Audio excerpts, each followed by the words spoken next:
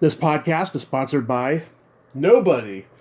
Hey dudes, welcome to Splat from the Past, the only 80s themed horror sci-fi show where things can get totally radical. Now today I will be talking to Stuart Cooper, one of the last surviving members of the Dirty Dozen, that 1967 war prison classic. Oh my god, it had so many great legends in it. Lee Marvin, Charles Bronson, George Kennedy, Robert Ryan, Clint Walker, Donald Sutherland, Telly Savalas, legends. He played Roscoe Lever in that movie. And it's going to be a great conversation because we're going to celebrate the 55th anniversary of the Dirty Dozen. I didn't think I would see the day, but we are going to do it. It's going to be spectacular.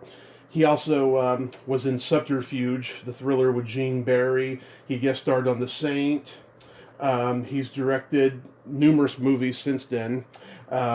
Overlord, which is a war film. The Disappearance. The Long Hot Summer remake with Don Johnson and Sybil Shepherd. It's going to be a great talk today, and I can't wait. 55 years of the Dirty Dozen. It's my favorite war movie ever. I just love that movie.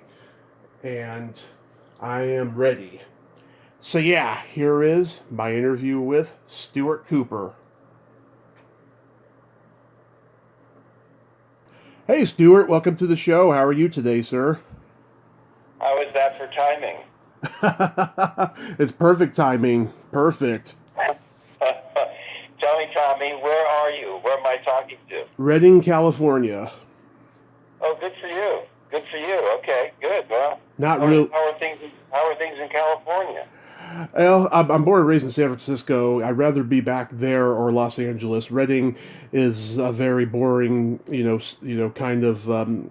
It's like a southern town in a way, like in Texas or something. Right. But yeah, I mean, it's getting rainy on and off, and the clouds are stormy. But other than that, I can't complain. No, good. No, I know Redding. I've been through Redding once or twice. I grew up in California Yeah. and left when I was in my teens for the UK, but Hmm. I spent a lot of time working out of LA in more recent years. But I left LA about Hmm. 4 or 5 years ago. I had enough of it, and I've been hanging out in Utah, which has been fantastic. Awesome, awesome. This is such a tremendous honor. Thank you so much for taking the time today. Well, it's a pleasure. You hounded me so much. How could I say no? I don't think I hounded you that much. No, I was just kidding. I know, I know. I just want to clarify for my listeners. Um, so going back in time, what age did you start gravitating toward acting? Jeez, I think it came on real early. I grew up in a community in California down around Newport Beach, and there were quite a few actors around me. Hmm. And several things occurred in my childhood that kind of drew me to it. One was my older sister had a boyfriend, and he had a car, Hmm. and he could drive to the movie, and they didn't mind me sitting in the back seat. I grew up going to see every Saturday the matinees. I saw every Western that was ever goddamn made Yeah. in the late 40s and coming into the 50s. I saw everything. I was Hmm. always attracted to it. And one of my neighbors, wonderful old actor called Andy Devine, if I Oh, remember, Andy Devine, you were neighbors with that guy? he lived across the street. Oh, wow. and, Hey, Stuart, how you doing? but I got to tell you, he was wonderful. I mean, what you saw on the screen, you got that 100-fold when you met him in real person. He was just like that. He was just the most wonderful man and most wonderful character. And he knew I was interested. He used to feed me all these books on theater. I still Mhm. have one of which he signed off to me on my birthday. Yeah. And even when I was there, he even took me up on the set one day when they were doing The Man Who Shot Liberty Valance. Oh. And and he was working on that. I kind of just sat there. I was very young, but I think it just started when I was so young. I was interested in movies, I was interested in acting, and it kind of carried right on through when I got into high school. And I won't make this too boring for you. I was always doing theater, and I was doing community theater all the time. Mm-hmm. And, I wasn't positive I wanted to be an actor. I wanted to be an actor, but I was just interested in the whole process, really. And anyway, long story short, I auditioned for the Royal Academy of Dramatic Art in London. They held auditions one day a year in New York. This is sort of around 1960, 61, I guess. And these auditions were just held on this one day at the American Theater Wing in New York. Mm-hmm. Never forget it as long as I live. And I've been rehearsing with my coach for this thing. We had to do one modern piece and one Shakespeare piece, which they sent us, which the Academy had sent us from London. And there was about 110 of us there for auditions. I didn't think I had a hope in hell. They selected 5 of us, and I got a letter in the post. I'd been selected for the Academy, and I packed my bags and went to England. Wow. When you were on the set of The Man Who Shot Liberty Valance, did you interact with Lee Marvin then? No, I didn't. It's so funny because I've thought about that a lot. Yeah. To be honest with you, I can't even remember who I saw. I knew I saw John Ford, that's for sure. You couldn't miss him. Yeah. And I was just kind of hovering, but no, I don't recall. I'm not sure he was working that day. But no, it's a pity I didn't, because I got to know him real well after the dub. Yeah, wow. So you attended the Royal Academy of Dramatic Arts in London. Did you have any classmates that we would know of? Well, you struck a gold today. I got to tell you, Tommy, you just struck a gold. I went into a really interesting year. I was in there. I think I started in '61, and I was there for several years. In my immediate class, I was with Anthony Hopkins. Was in my class. He was just starting. I'm sure you're familiar with Anthony Hopkins. Yeah. McShane was one class ahead of me. Mm-hmm. John Hurt, who I later directed, and I later directed Great actor. Ian McShane as well. Yeah. A lovely friend and a lovely actor who I directed on several separate occasions with David Warner, who you probably know, British actor. Yeah. Johnny McHenry, who was in an early film of mine. So I had some great classmates, and it's pretty intimidating, I have to say, because all these guys, they were so advanced. I was coming from Newport Beach, where I'd spent most of my fucking life on a surfboard, Mm-hmm. and and I arrive in England, and suddenly I'm with these classmates. Yeah. They're also advanced, particularly in the classics, and I remember having to do kind of almost free reading of Shakespeare plays, where I just stand and read certain parts. Mm-hmm. And these guys and gals, they would trip through it, and just was like music.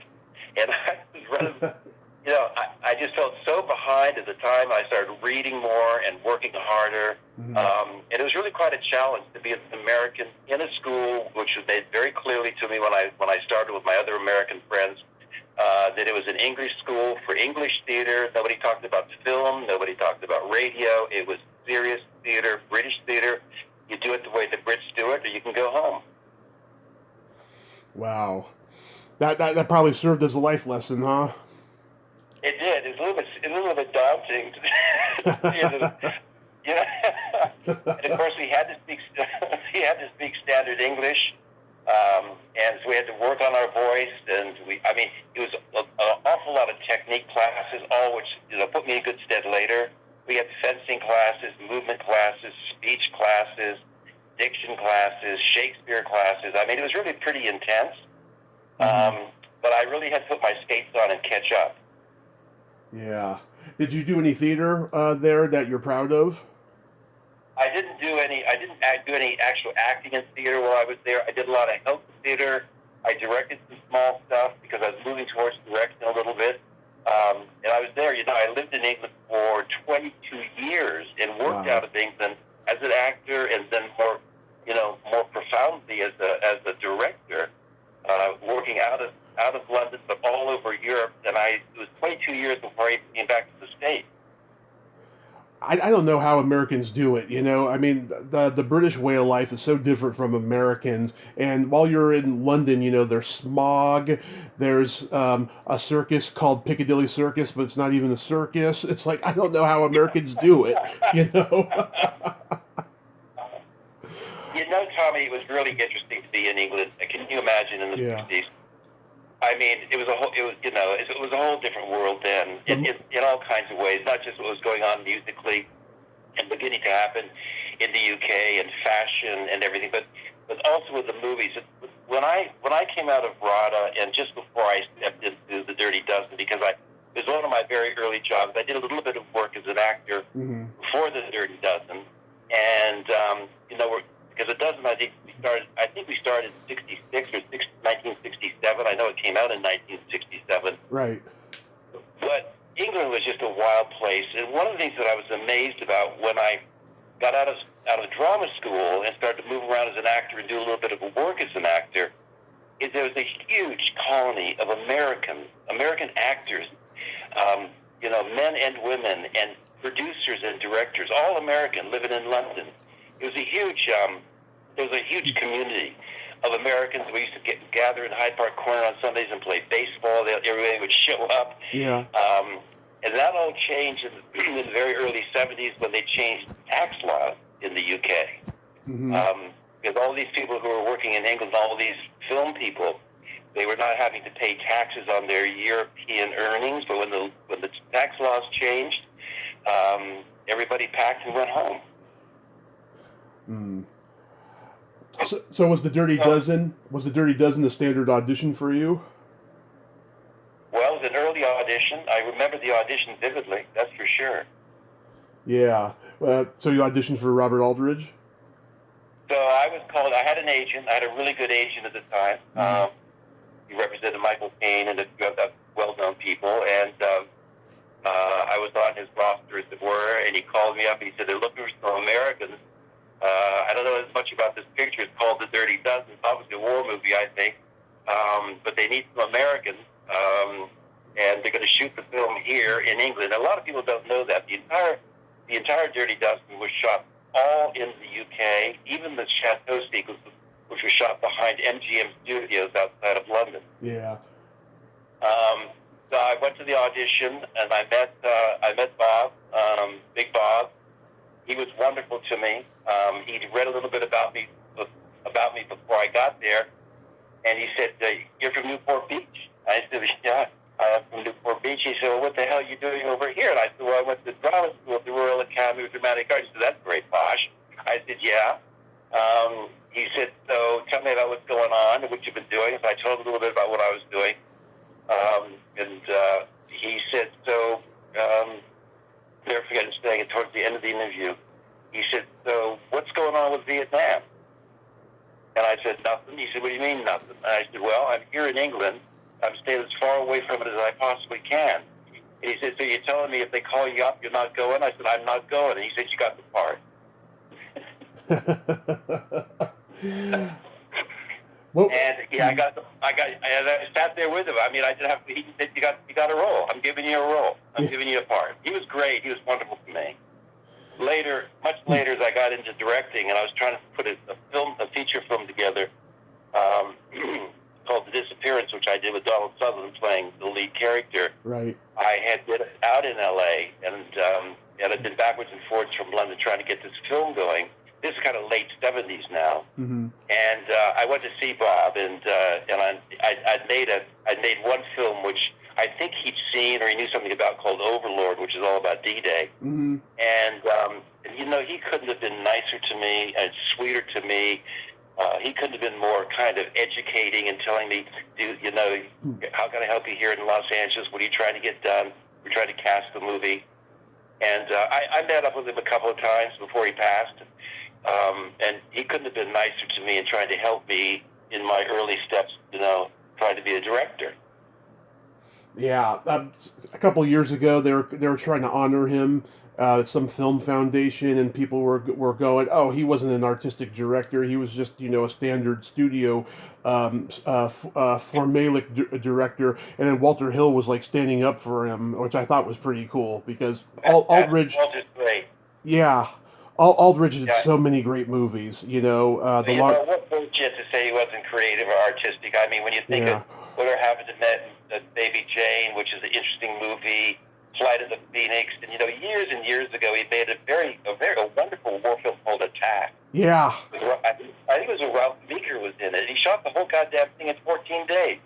Yeah, Lee Marvin, Jack Palance, and Eddie Albert were in that. Yeah, what a cat! What a where are those guys now? Yeah. I mean, I don't know, prison.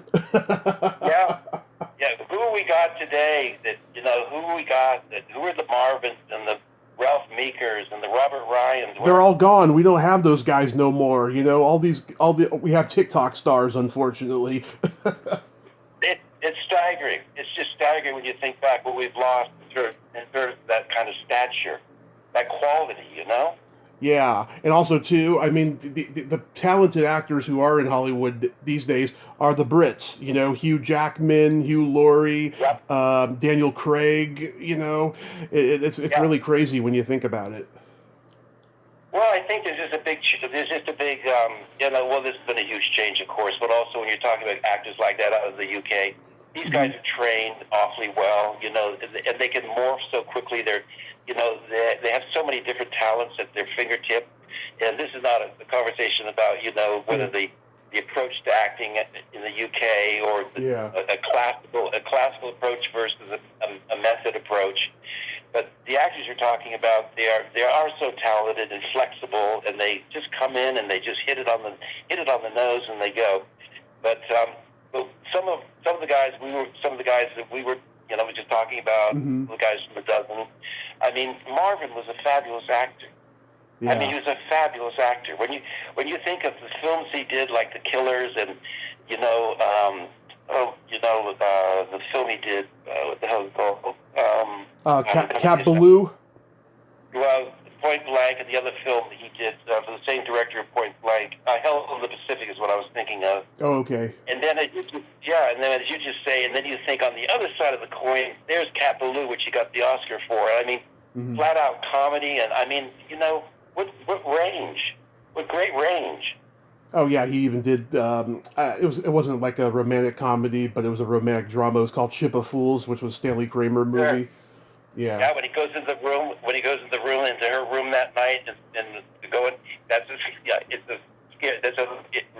very good example. Yeah, an amazing couple of scenes in that film. Yeah. So, what was your reaction when you found out you were going to be in a movie with all these like Hollywood icons? I think I was kind of scared. I'll be honest Really? with you. I think I had, my Christ, what I'm into here. They're all well known for doing pretty heavy duty work. Charlie Bronson, Yeah. Marvin, Clint Walker. And Cassavetes. Robert Ryan. And Ryan. I'll talk a little bit about him later because he was delightful to me, and he was really wonderful, and very sophisticated. I think I was a little bit on the. I was a bit frightened. I felt I'm stepping into a deep well here. I know one thing I did. I went on and started training right away. I started running and working out and trying to pump myself up a little bit before I got into the mix. But you know what? They were all great. Yeah. These guys were great.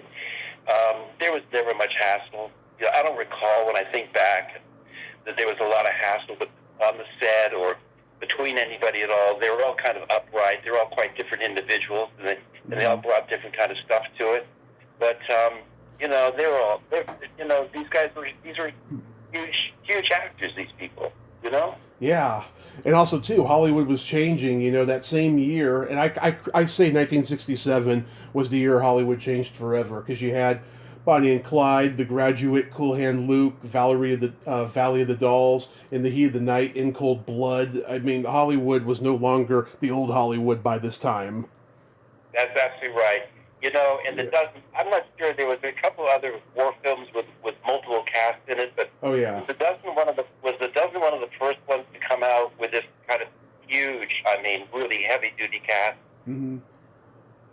Yeah, well, there's Battle of the Bulge. There was the Devil's Brigade. Yeah. Yeah. These are all about the same time, right? Yeah, they were like mid to late 60s. Right. Well, so, I was, it was just, I buttoned up and stepped into it. And, the interesting thing was that we knew, it was very clear to us that the front line, the main stick, which you know who they are, they were all cast out of Los Angeles. And what they wanted was kind of 6 of us who lived in England, Mm-hmm. unknowns, which was great. So just to really kind of fill in the background. We were there every day. There wasn't a day we weren't called. We were there every day. We were on tap every day. Yeah. If somebody didn't show up, if there was a problem somewhere else, we were always there. We were always just filling in the background and getting ourselves involved in any way we could and trying to get our faces seen, just fighting for a space. Yeah, the classic scene where Lee Marvin and Clint Walker are having a shoving match, and Lee Marvin overpowers Clint Walker. Did they have stunt guys, or was that really them? That was done, and I remember it vividly that day. Yeah. And it was actually, there was a stunt guy there, but Bob choreographed that. He kept it real simple, Mm-hmm. and I remember him kind of rehearsing it with them. They fine-tuned it a little bit. The stunt guy may have stepped in to assist to make sure that there's no problem with the knife and all the rest, but I remember that day they kept it simple, and it went like clockwork. I mean, I don't think they did it more than 2 or 3 times. Wow. Yeah, I mean, these guys were pros. They could probably get it done in one take if you asked them to. Well, yeah. I mean, there was nothing. You got somebody like Marvin. All these guys, Charlie Brown, they knew how to handle guns. They knew what to do. Mm-hmm. They could be physical when they had to be. They could lay back when they had to. But, they were so well-rounded in terms of what was asked of them that, it just seemed so natural, Mm-hmm. I don't remember having any days where there's a real struggle to get something done, Mm-hmm. Our biggest struggle, I remember, was the weather. The weather was killing us because it was raining so much. In fact, there was one point in time, I think, that not Lee, but Bob Aldrich went to the producer, Kenny Hyman. They had a huge tattoo about it and Mm-hmm. powwow, and I think there was a lot of arguing going on because I think Bob wanted to move the picture at one stage to Spain where he'd get better weather because the weather was killing. One thing I do remember about The Dozen also, it was a very, very long shoot. It went on for 27 weeks. Oh, yeah. That's a It long was long, shoot. and that was a lot to do more with weather than anything else. Yeah, wow. As good as I think John Cassavetes is in the part, I always thought the Oscar nomination should have went to Telly Savalas because he's so creepy as Maggot. He becomes that character. Yeah. Well, in the scene in the chateau, he's stark raving fucking mad. That's for sure. Yeah. Yeah, maybe so. I'll tell you something interesting. I was saying to you, I got to know Lee quite well. I spent some time with him in Arizona, and I wrote a screenplay for him later on. We can talk about that if you want. Okay. I remember him saying to me one time when we were talking about The Dozen, and he said, it was really Cassavetes, and what Cassavetes brought to him as a character, it was, I think he said, was the biggest help to him Mm-hmm. in terms of something to react against, something to respond to, and to work off of. Mm-hmm. And I remember him saying that Cassavetes brought in that energy, brought in that anger, brought in all that confusion, Mm-hmm. and that was he was one of the big helps to him in the respect of playing his role, as Reiser. Mm-hmm. Totally agreed. Yeah. It was interesting. And Telly Savalas turned down to play Dragline and Cool Hand Luke for this movie, allegedly. That's why you only see George Kennedy for a small part of the movie. And it's funny, I talked to Lou Antonio, who's in Cool Hand Luke. He personally didn't think George Kennedy was right for that part. He thinks he phoned it in, and he shouldn't have gotten the Oscar, but he said he would have campaigned for Telly had he had known about it. That's very interesting, Tommy. Yeah. Well, not to switch horses here, but Cool Hand Luke, which is a great movie, wonderful film. Yeah. One of my oldest and my dearest and my closest friends. In fact, I was on the phone with him the other day. Uh-huh. Is a wonderful American actor, an icon actually, called Anthony Zerbe, and he's a friend of mine. Oh yeah, Will Penny and God, so many great movies. Yeah. And Anthony's still working. He teaches and he works.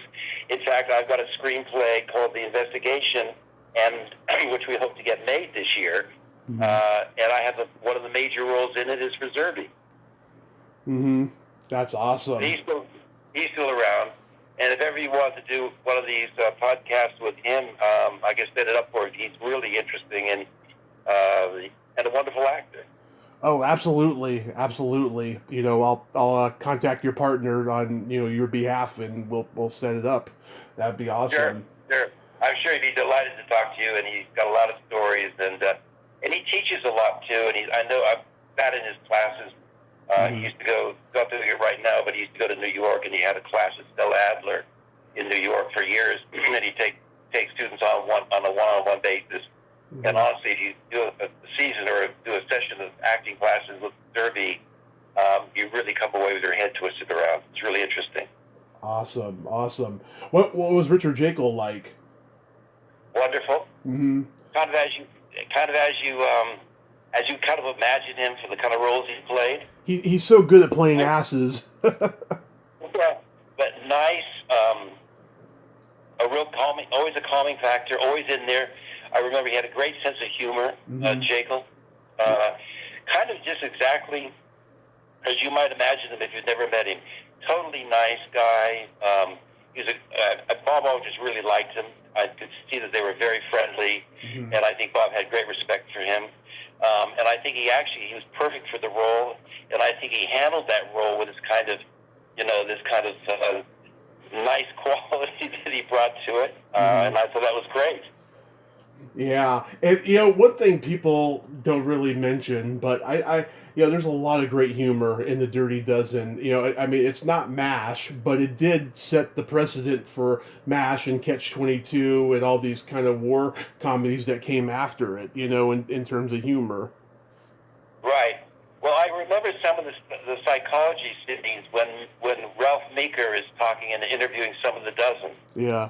And asking them some questions, and there's some great humor in there when in the film there's a sequence when he's interviewing Charlie Bronson, and another one when he's interviewing Telly Savalas. But there was humor. You're absolutely right. There's quite a lot of humor in the picture.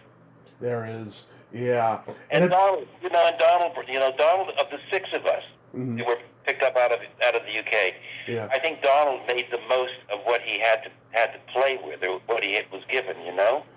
Yeah. And that was certainly for him. And I knew Donald really well during those early days. I'd met him in London, and I think that really was the beginning. And I know he went to Hollywood soon after that. Oh yeah. Things started to click for him, but I think he was able. Of the six of us filling in the background, I think Donald did the best at really turning something around. It was very interesting to watch. Yeah, this was the movie that launched him, because I can't think of anything he did before this where anybody would know him, but this definitely was the beginning for him, and then, of course, MASH took him to the moon.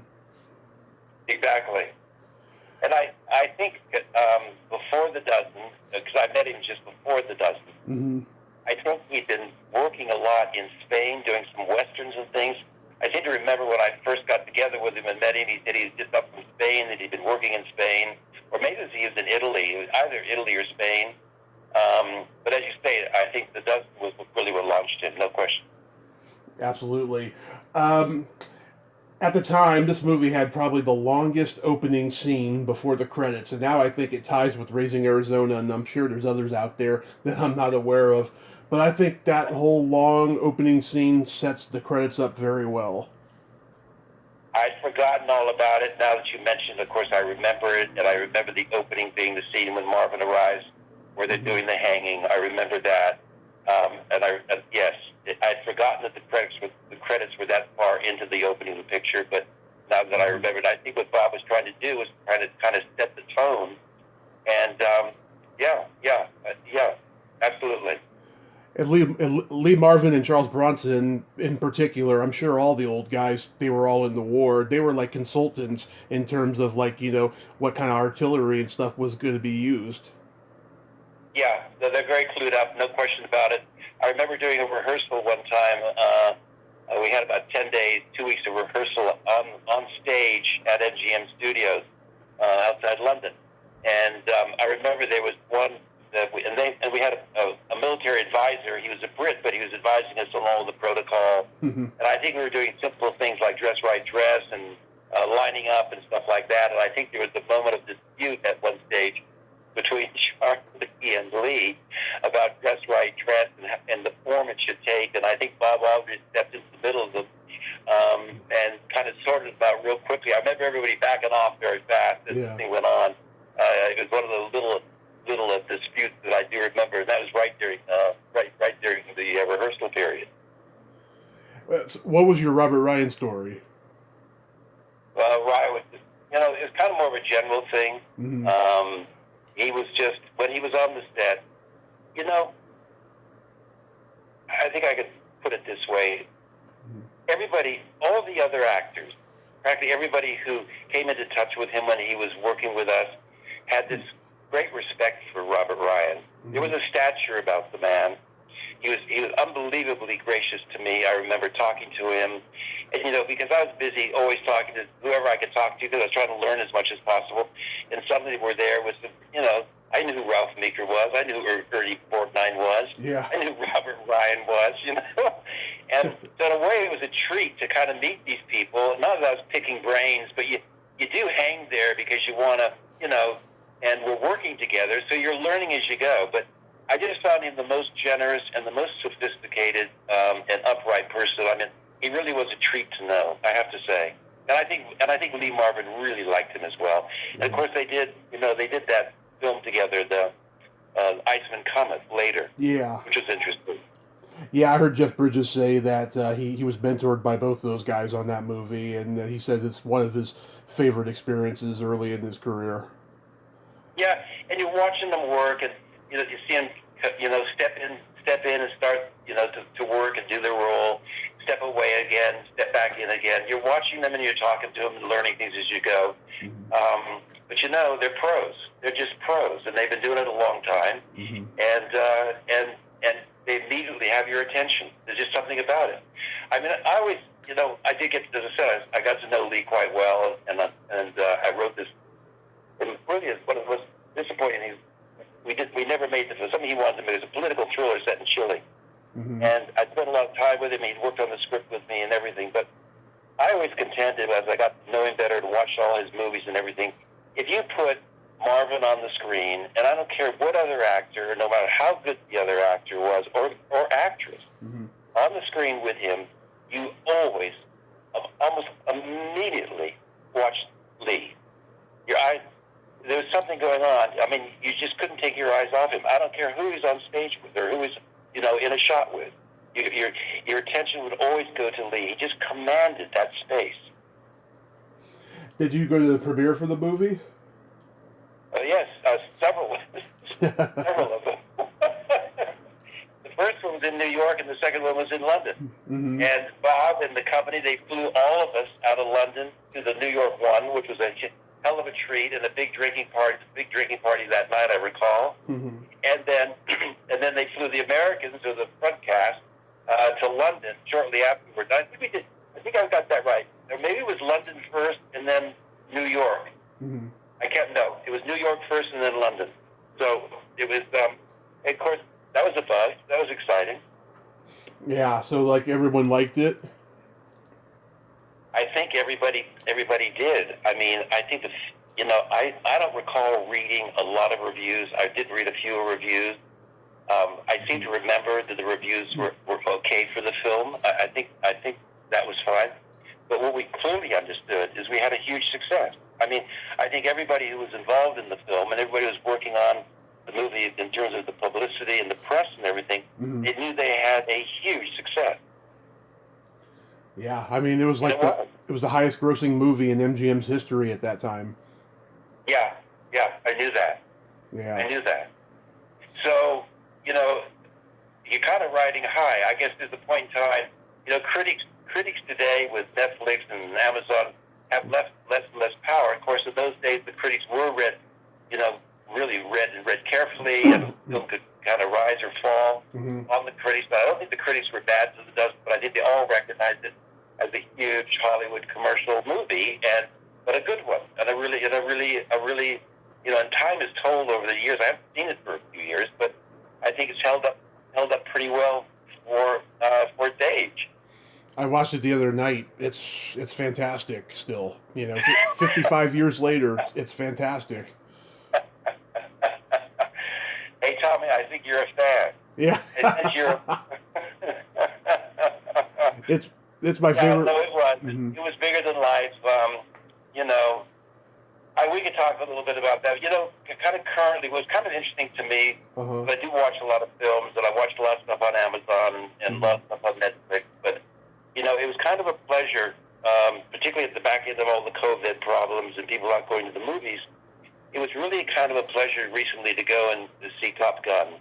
And I thought Top Gun kind of harked. I mean, it's a big commercial movie, and Tom Cruise is phenomenal in it, and he's done a fantastic job. And they were smart to hold it back and open it up as a proper movie. But it kind of reminded me of some of the great old Hollywood films that were made.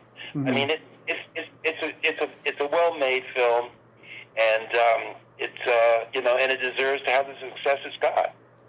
I'm not going to sugarcoat anything. I've never been a Top Gun fan. I think it's overrated, and it was definitely groundbreaking in terms of how they put all this money into a Pepsi marketing campaign, and it became a huge blockbuster. I think that's a good thing about it. You know, it did for 1986 what Jaws did in 1975. You know, in terms of becoming a box office blockbuster. But I like the action sequences. I think they're great, but just the storyline I think is annoying. That's just my opinion, you know.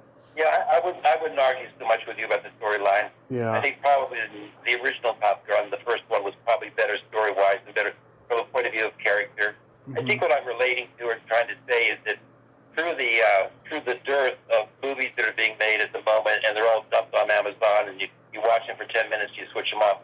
It was kind of pleasing to go to the theater and see what I'd call a Hollywood movie. Yeah. And had all that testosterone going on it.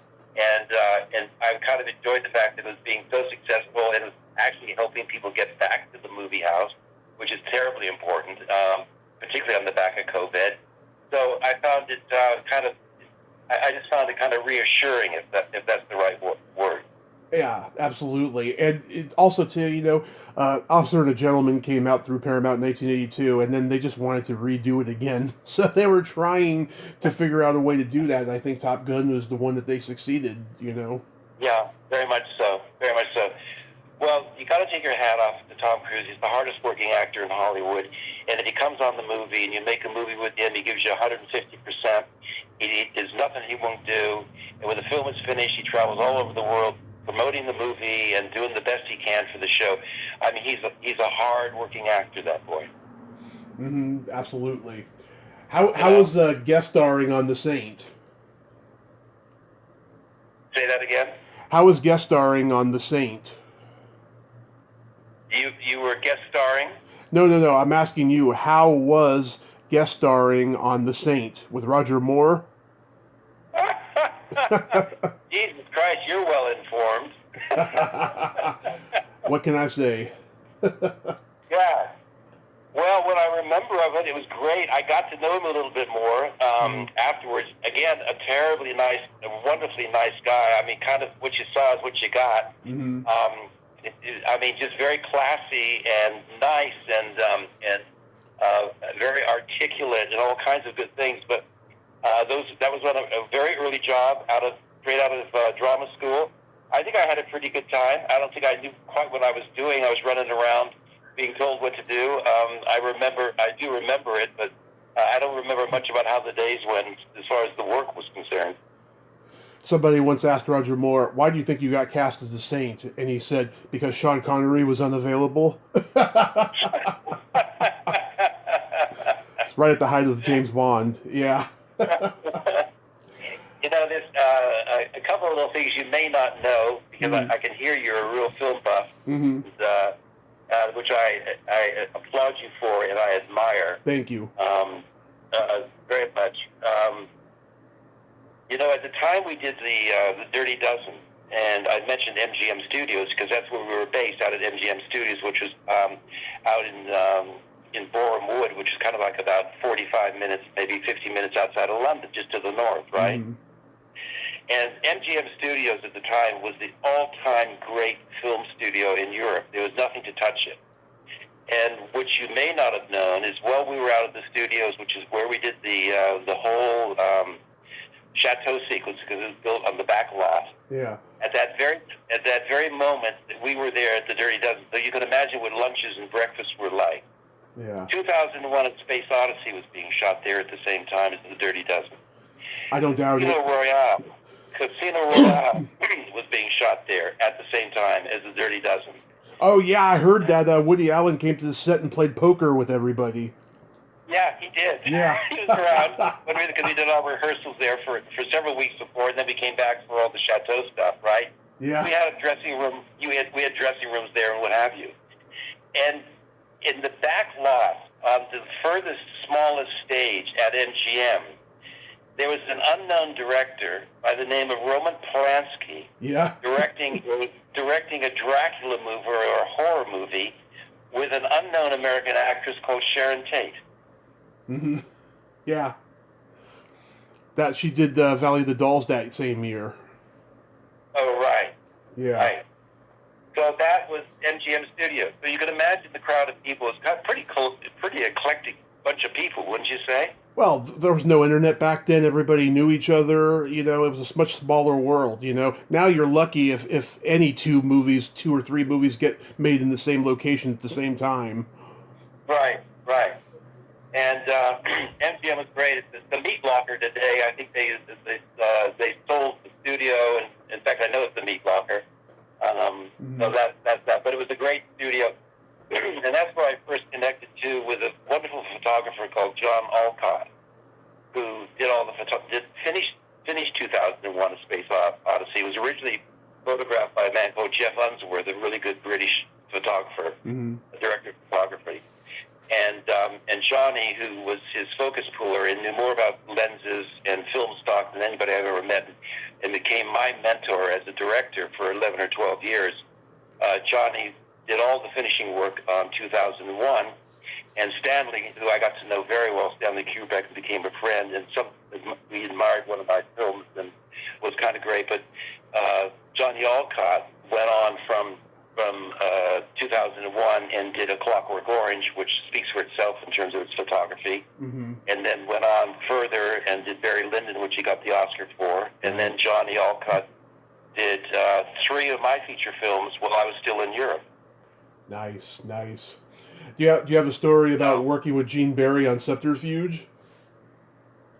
He didn't like me. He was pissed off with me, I remember. Oh, I'm sorry. And he gave me a hard time, and I'll tell you why. I only had a small scene to do, and it was really a bit fucked up, the whole thing. Yeah. And I remember being called for the role. I said, sure, and I did it. I think I had done a day's work or a couple days' work on it. And then I had been released for the week. And I was actually in the middle of directing a fairly nondescript short film that I was trying to get going. And I was actually in the middle of directing something. And I got a call, and it was like a Friday. I remember it vividly. I got a call, and they said, you got to be here by Friday. I said, but you can't. I said, I'm working, and I wasn't on the call, and you released me for the week, because I checked into this before. I said, no, you got to come now, because he wants to, until he shoots this scene, he can't. He wants to go home, and this is his last scene. I can't be there. Anyway, I didn't go, and I remember it was like at the end, it was a Friday. I went in on the Monday, and he was really pissed off. He came right up to me, he said, you've kept me here. I wanted to go home. I can't remember if it was around Christmas time or what, I don't remember, but I know he was really pissed off with me for holding him up, and he had to spend another weekend in London when he wanted to go home.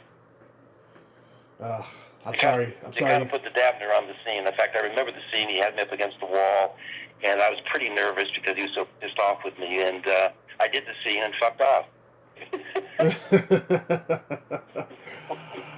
Oh, I'm sorry you had to go through that experience. You know, I guess every actor... No, but I think otherwise, from what I understand, I guess he was a pretty nice guy. I don't know. Yeah. I think I've talked to a few people who worked with him. I guess he could be a good guy. I don't know, but that's the first time I heard anything like that about him. I think the film was called Subterfuge. Was that right? Yeah, Subterfuge. Subterfuge, right. I don't remember anything much about it, but so I was kind of batting around in those days, doing some, playing some roles here and there, and doing that. But I was really, by that time, I was totally focused on trying to direct. Yeah. And I think I was begun a small British production company, and we were trying to get a couple of documentaries going, which I think we finally did get going. I shot a few documentaries. And then I was very, very, very fortunate to pick up a picture, directing a picture called Little Malcolm and His Struggle Against the Eunuchs, which is my first feature film. That was financed and produced by George Harrison, who became a really good friend. Yeah. I did some other stuff for him, but that was great. I again, this was really kind of the early 70s, and when I did Little Malcolm for George, and just as we were finishing the film, the Beatles divorced, and the film got held up with the official receivers because everything that Apple had was being held until the divorce was settled, and what have you. So the film itself lost a little bit of its heat because it sat in the cupboard for almost 2 years. Yeah. Finally, George was able to get it. We got it released, and we got it over to the Berlin Film Festival.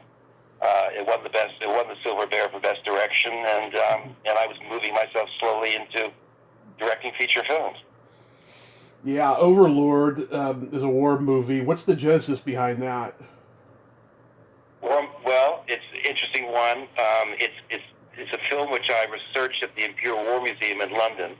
And I had originally been asked to come in and do a documentary about the Overlord embroidery, which was a huge embroidery to depict D-Day, kind of similar to the Bayeux tapestry about the Norman invasion.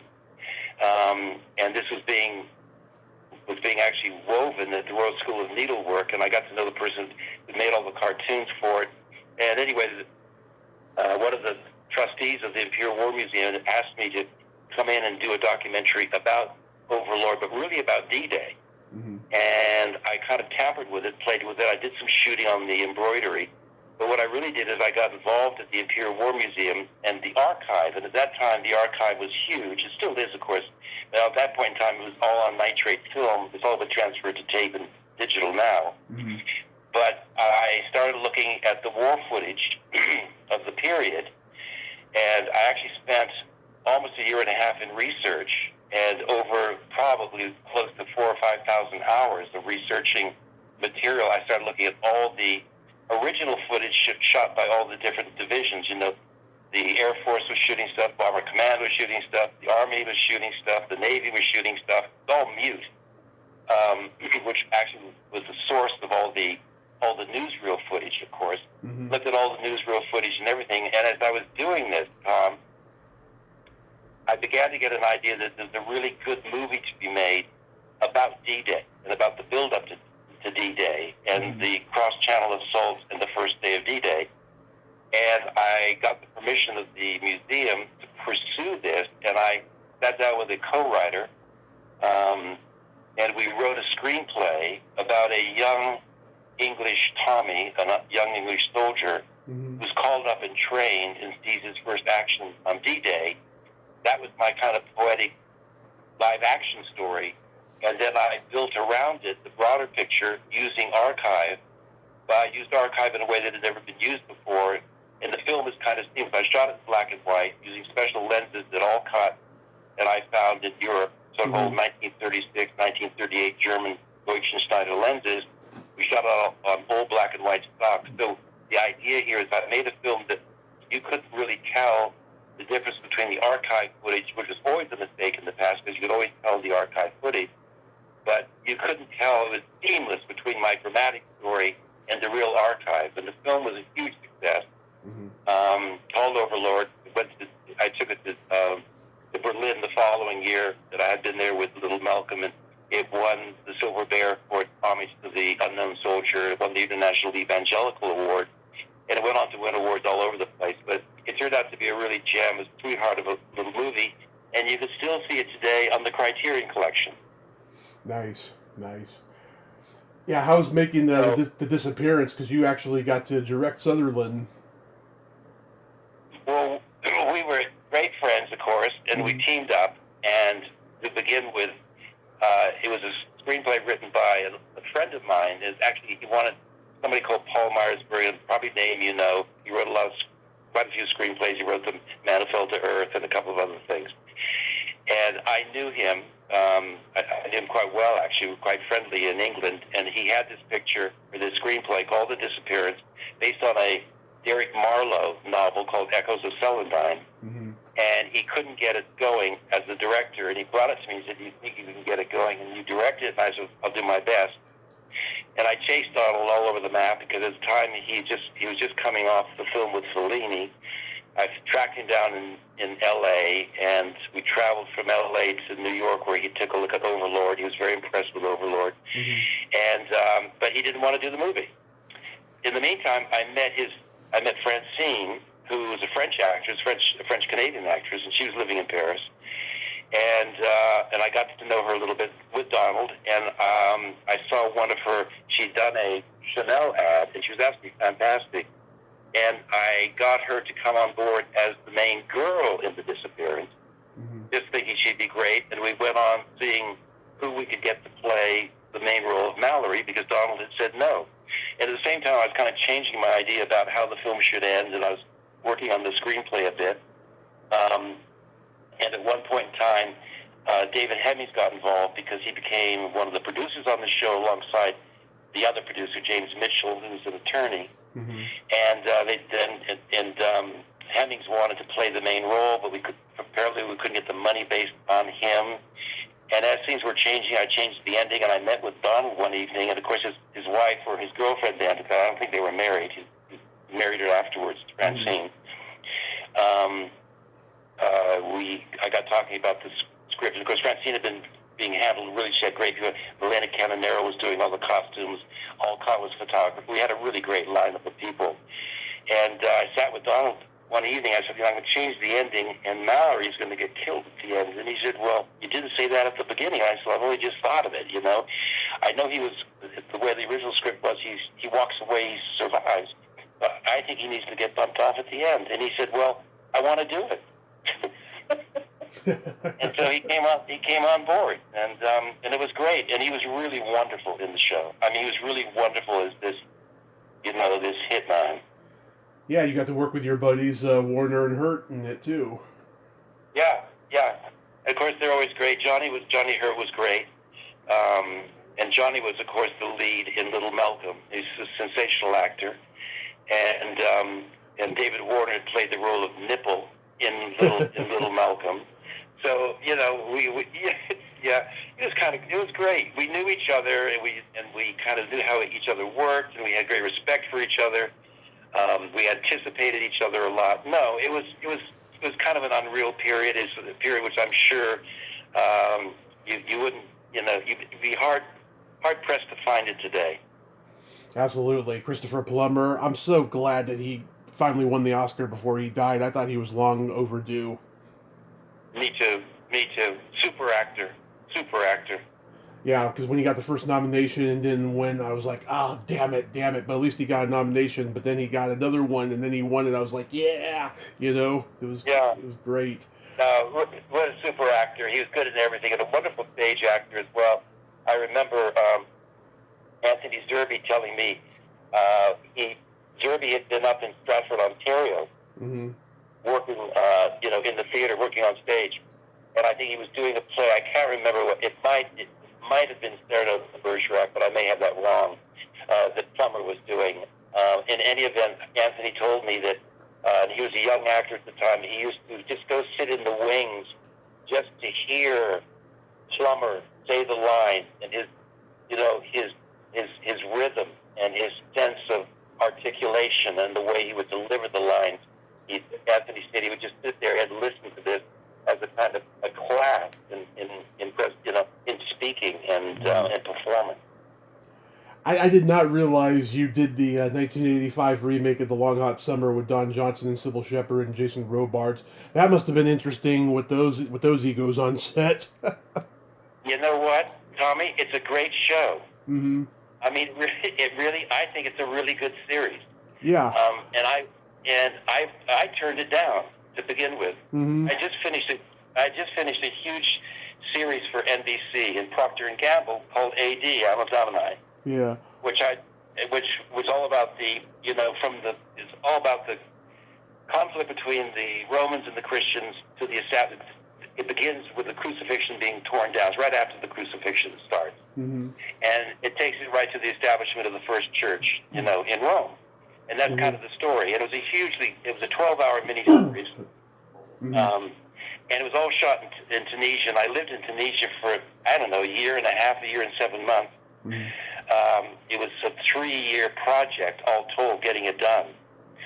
And I had finished it. And I was actually in the editing room, which brought me, it was actually AD that brought me back to the United States, because I was hired to direct it by Vincenzo Labella, the producer, while I was still living in London and spending quite a lot of time in Los Angeles. And but then I was away in Europe all the time, working on the show, or working on it, and came back to do the post-production. And that's where the head of NBC, a lovely woman called Susan Bearwald, who was head of miniseries, said, I want you to, are you there, Tommy? I'm here. Oh, I thought maybe I'd lost you. No. And if I go on too long, just tell me to shut up. No, go ahead. And she said, I want you to do The Long Hot Summer. And I said, why? It's a great movie. Leave it alone. She said, no, seriously. Mm-hmm. I said, but God, why are we doing this? It's a great movie, and how do you beat it? She said, do me a favor, just read the script. I said, okay. I read the script. It was written by Rita Mae Brown. It was a wonderful script because it was able to, it comes from a chapter in the Hamlet from Faulkner. Mm-hmm. And if you can get through reading the entire book, The Hamlet, it's pretty turgid, but this whole section called The Long Hot Summer is where this all comes from. The original screenplay was written by the Ravages years ago. And it was really a good script, and it really helped by having it as a miniseries because the characters were so beautifully drawn, and the whole thing came to life. So I went back and I said, okay, I'm happy to do it, and I'll do it.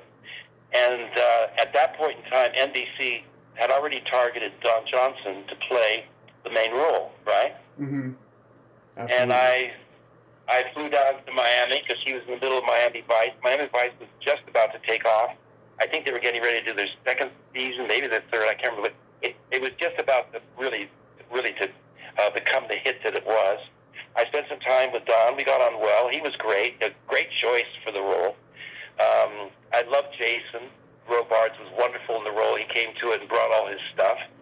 He was a joy to work with, never a problem at all. And I went to New York because I couldn't find an actress to play the main gal.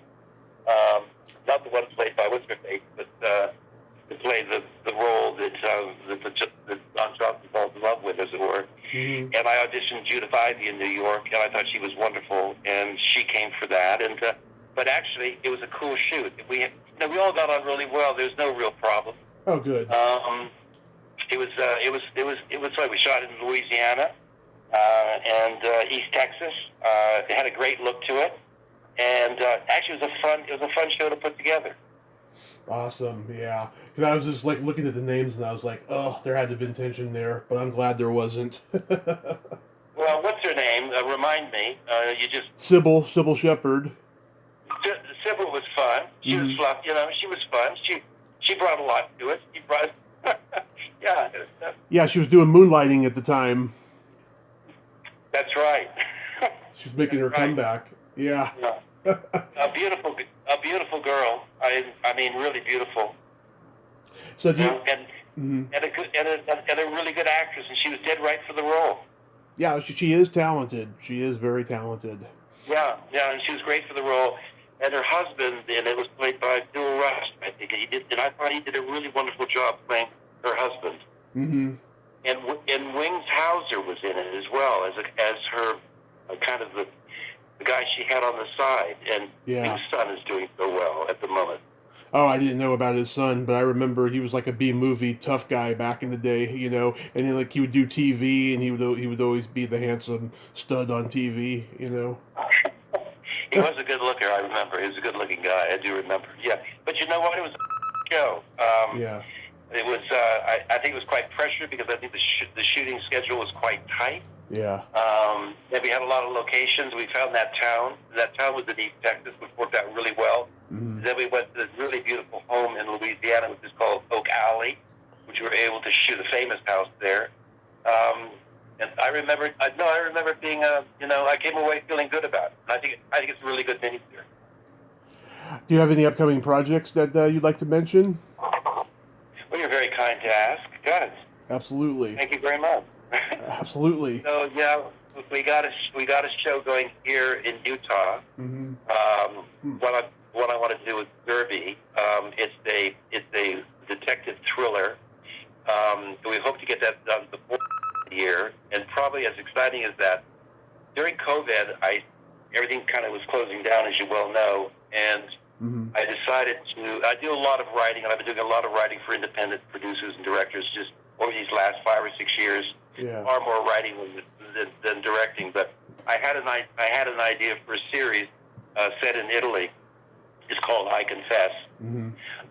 It's a 5 or 6 part first season, and I wrote all of the episodes. We have financing coming for it at the moment, and we are co-partnered with probably the premier production company in Italy called Catalea. And I have a super young actor, Italian young actor, a real up and comer. He's going to be a big star, Antonio Folletto, who's going to play my lead guy. Mm-hmm. And it's a crime story. It's a crime series, and we'll probably go into preparation on that at the early part of next year, and be in Italy, if it goes well, be in Italy for the next 9 or 10 months. Super. I hope it works out well for you. I'll keep an eye out for that one. And I'll let you know about getting Mr. Zerby on here. And I want to thank you so much for coming on today, Stuart. You're a lot of fun. Well, it's been fun. I'm glad I could come on and do it with you. And because you're such a film buff, I hope I was able to tell you something you don't already know.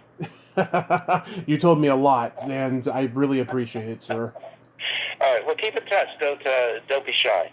Absolutely. You have a happy holiday season, and be safe out there. Oh, good. Take care. Good to talk. Thank you, sir. Bye-bye. Goodbye. Well, there you have it.